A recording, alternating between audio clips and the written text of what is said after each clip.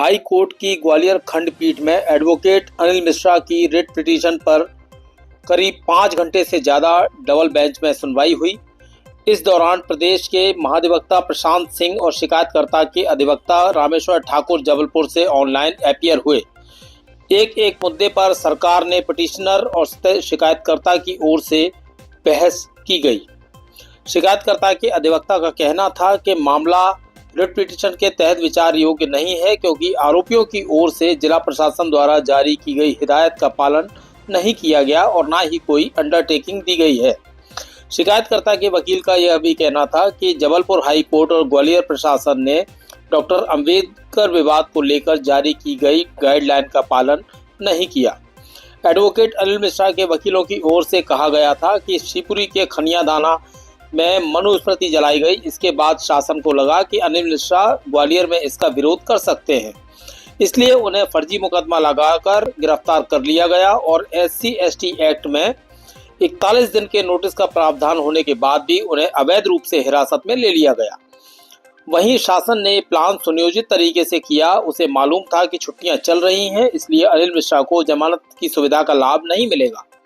वहीं दूसरी ओर उन्होंने 2017 से फरार दलित नेता मकरंद बौद्ध को अपराधी करार देते हुए इसे पुलिस की बड़ी लापरवाही माना है। अनिल मिश्रा के वकील का यह भी कहना है कि गिरफ्तारी के बाद परिवार के लोगों को सूचना नहीं दी गई। आखिरकार डिवीजन बेंच ने सभी पक्षों को सुनने के बाद फैसले को सुरक्षित रख लिया है। संभावना है कि मंगलवार या बुधवार सुबह तक हाई कोर्ट का फैसला आ सकता है। उल्लेखनीय है कि वकील अनिल मिश्रा और उनके समर्थकों पर संविधान निर्माता और भारत रत्न भीमराव अंबेडकर के पोस्टर को जलाने का और उनके चित्र को जूतों से रौंदने का आरोप है। क्राइम ब्रांच पुलिस ने दलित उत्पीड़न और 8 अन्य धाराओं में 7 नामजद लोगों के खिलाफ मुकदमा दर्ज किया है।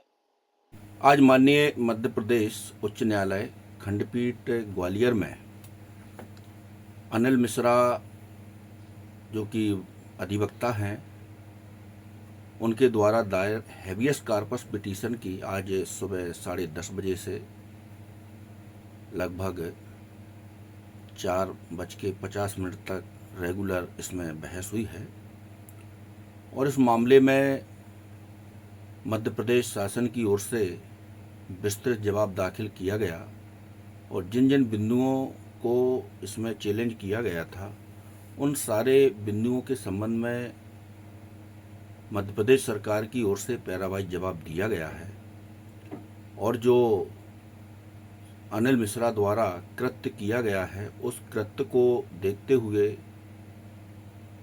जो वीडियो फुटेज रिकॉर्डिंग है और भी जो सोशल मीडिया की रिकॉर्डिंग है वो सभी कोर्ट में प्रस्तुत की गई हैं और कोर्ट ने इंश्योर किया है कि उसको मैं देखूंगा, क्योंकि पिटिशनर एक वरिष्ठ अधिवक्ता हैं, हाई कोर्ट बार के अध्यक्ष भी रहे हुए हैं और उनके द्वारा इस प्रकार का जो कृत्य किया गया है ये शर्मसार करने वाला है।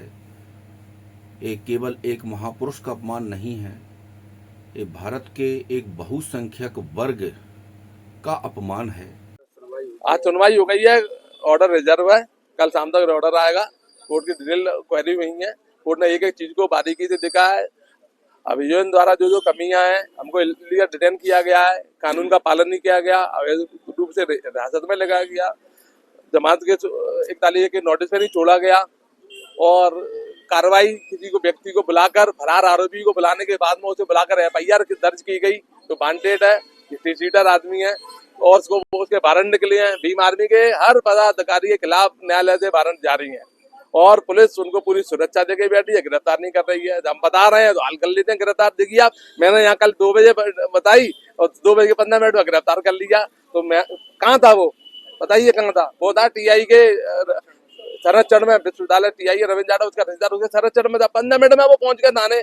आप बताओ कौन आदमी है जिसके खिलाफ थाने में वारंट हो और वो अपने वारंट की जानकारी लेने के लिए जाए? हमने कहीं पहुंच गया, 6 महीने तक कौन नहीं पहुंचा, थाने में रोज घूमता था, तब क्यों नहीं पूछी? यानी कि अगर वो ये कहता है कि मैं जानकारी लेने पहुंचा तो यानी कि उसको अपने खिलाफ दर्ज मुकदमे के संबंध में ऑलरेडी 8 साल से जानकारी थी। 2017 से मुकदमा पेंडिंग है, यानी कि आपको जानकारी हो, उसके बाद में आप घूम रहे हो। तो आप कानून को चकमा दे रहे हैं और कानून के लोग आपको चकमा देने के लिए घुमा रहे हैं। फेसबुक पे आपने देखा CSP ना कान के शादी में अटेंड कर रहा है या वारंटियों कॉम्बिंग गेस्ट होती है। आप ही दैनिक भास्कर में आई है कहते हैं कॉम्बिंग गेस्ट हो गई और वो ही नहीं मिला जो थाने में बैठा हुआ, अगला सब मिल जाते हैं पुलिस को। जो आदमी एक्चुअल में वांटेड है, यानी न्यायालय के आदेश की अवहेलना, न्यायालय की अवमानना करना, ये पूरा व्यवस्था पुलिस द्वारा की जा रही है। कोर्ट के तमाम क्वेश्चन थे दोनों तीनों पार्टियों से, फरियादी से, हमसे और सरकार से। तो पूरी घटना का लाभ ये है कि खनिया थाना पर मनुस्मृति जलाई गई। उसके बाद में शासन ने सोचा कि ग्वालियर में इसका विरोध कर सकते हैं अनिल मिश्रा जी, इस कारण से उनके साथियों के ऊपर एक झूठा मुकदमा बनाया, उनको इलीगल जाके उसके बाद एक फर्जी कहानी उन्होंने तैयार की उनको, और उसके बाद उनको आरोपित किया उनको, और उनकी जमानत पर रिहा करने 41 के नोटिस में छोड़ने के प्रावधान होने के बावजूद उनको छोड़ा नहीं और उनको GR किया। और जानते थे कि छुट्टियां चल रही हैं, इन छुट्टियों के दौरान उनको कोई जमानत की उनको सुविधा का लाभ नहीं मिल पाएगा। तो माननीय न्यायालय ने एक एक चीज को ध्यान में रखा है, सुना है और तसल्ली से सुना है, क्योंकि इतना लंबा आर्गूमेंट हुआ है। उसके बाद कोर्ट का डिटेल में एक ऑर्डर आएगा, कल संभावना है कल शाम तक आ जाएगा, कोई लंबा ऑर्डर आएगा, उसके बाद में निष्कर्ष निकलेगा। बेल कब तक मिलने की उम्मीद है? तो इसी में अगर उनको इलीगल डिटेन करने की अगर हमारी मांग अगर स्वीकार होती है तो उनको कोर्ट के ऑर्डर के परिणाम स्वरूप उनको तुरंत जेल से रिहा कर दिया जाएगा। ऑर्डर कब तक आने की? कल शाम तक पूरा ऑर्डर आने की संभावना है, कल शाम तक आ जाएगा। लेट क्यों हो रहा है इतना पूरा केस में? लेट क्यों हो रहा है? भाई एक्चुअल में गवर्नमेंट ने तमाम उनके ऊपर तमाम एलिगेशन लगाने के प्रक्रिया के झूठे सच्चे बना के उनको बना के कैसे भी करके वो चाह रहे हैं। देखिए आप देखिए 3 दिन में तो उन्होंने कागज को सबमिट किए बड़ी दूर में, उसके बाद में अब उनको चाह रहे हैं वो कैसे भी करके जेल में रहे, और वो जब तक अपने जो उनके जो डायरी है ना, डायरी को अपने हिसाब से उनके खिलाफ मैनिपुलेट कर रहे हैं, लिपापोती कर रहे हैं, मूल चीज की जो रोड पर चलने के जो वो आए हैं फोटोग्राफ आए हैं उनको मैनिपुलेट कर सकें, उनमें छेड़छाड़ कर सकें और डायरी को अपने हिसाब से मॉडिफाई कर सकें।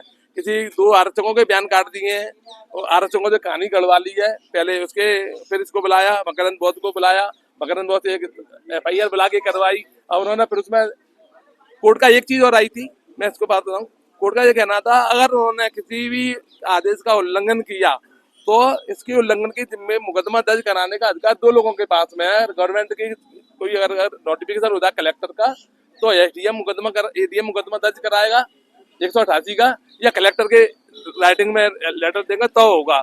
इसमें मकरंद बौद्ध को इस कोई भी चीज की सरकारी चीज पे हम जैसे रोड पर खड़ के चक्का जाम कर रहे हैं, यहाँ किसी व्यक्तिगत आदमी को मुकदमा दर्ज कराने के 188 का मुकदमा दर्ज कराने का अधिकार नहीं है। वो तो गवर्नमेंट कराएगी ना, उनके लोग आदेश की अवहेलना हो रही है। भाई 144 लागू है, अब हमने गवर्नमेंट के किसी आदेश की अवहेलना की तो मुकदमा कौन, फरियादी कौन, कलेक्टर और ADM, वो दर्ज कराएंगे मुकदमा दर्ज। और कानून में प्रोविजन भी है कि लिखित 188 में कोई भी मुकदमा दर्ज होगा तो वो ADM या कलेक्टर के लिखित प्रवाद पे होगा, अन्यथा नहीं होगा। को भी कल गिरफ्तार कर लिया गया। हाँ, तो अपराधी तत्व है, 376 का अपराधी है, एक्सटॉर्शन का अपराधी है, तमाम आगजनी का अपराधी है, तोड़-फोड़ का अपराधी है। वैसे अपराधियों को जेल में ही होना चाहिए। ये इनकी 2017 से फरार है। जैसे कि आप एलिगेशन लगा रहे हैं, पुलिस एलिगेशन नहीं लगा रहे, मैं तो रिकॉर्ड दे रहा हूँ, मैं ऑन रिकॉर्ड के बात कर रहा हूँ। देखो मैडम, मेरा कोई एलिगेशन, मैं कह रहा हूँ जो कह रहा हूँ वो रिकॉर्ड पे है, मैं हम आपको कागज दे रहे हैं और वो पुलिस ने पेश किया रिकॉर्ड उसका। आपके साथ न्यायपूर्ण व्यवहार नहीं हो रहा तो आम जनता के साथ में पुलिस फिर कैसा व्यवहार करती है? ये आम जनता को सोचना है और आपको भी सोचना है कि जनता को हम न्याय कैसे दिलाएंगे। न्याय का इतनी जानकारी रखते हैं, आपके साथ चालसाजी हो रही है पुलिस के द्वारा, तो फिर आम जनता के साथ क्या होता है? देखिए कोर्ट के संज्ञान में सब चीजें आई हैं और कोर्ट में धीरे धीरे जब गवर्नमेंट ने पुलिस ने और गवर्नमेंट ने मिलकर अब जब हमको ही हमारे ऊपर ही हाथ डालना शुरू कर दिया है तो इसका परिणाम उन्हें अच्छा मिलेगा और हम एक चीज को उनकी पट्टी को सबको खत्म कर देंगे।